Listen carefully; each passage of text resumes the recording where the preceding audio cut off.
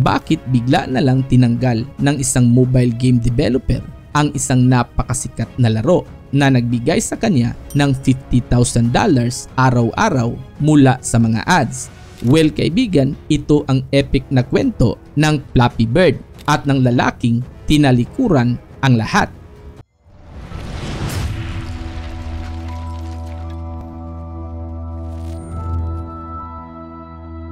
Noong 2013, isang mahiyain na mobile game developer mula sa Hanoi, Vietnam na si Du Nguyen ang gumawa ng isang simpleng laro sa loob ng isang weekend.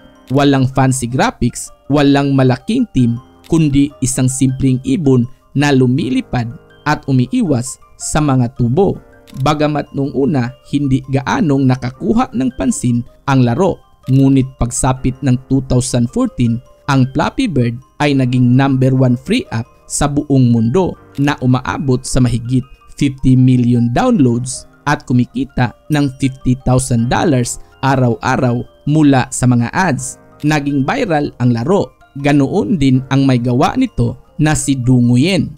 Ngunit kasabay ng kanyang tagumpay, kasabay ding dumating ang matinding pressure. Ang kanyang mukha ay biglang nasa lahat ng dyaryo, TV at maging sa internet.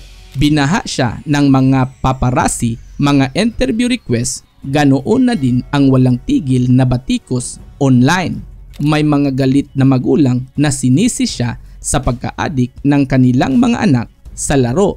Ang mga guro, mga employer at tila ba ang bawat isa ay may sinasabi.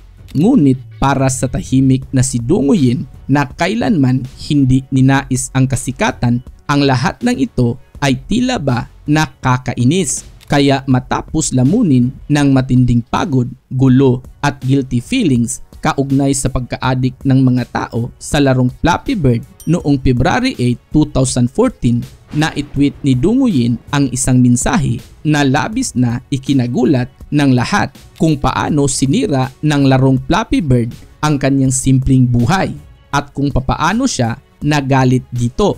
Kinabukasan, dinilit ni Du Nguyen ang larong Flappy Bird sa App Store at Google Play.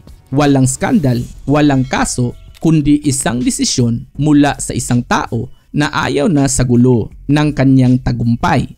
Well kaibigan, dito sa mundo kung saan ang laging habol ang pera at kasikatan, mas pinili ni Du Nguyen ang tahimik na buhay.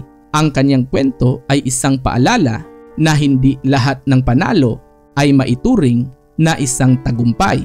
Ito ang The Epic Unlimited, kung saan ang bawat kwento ay may mas malalim na katotohanan.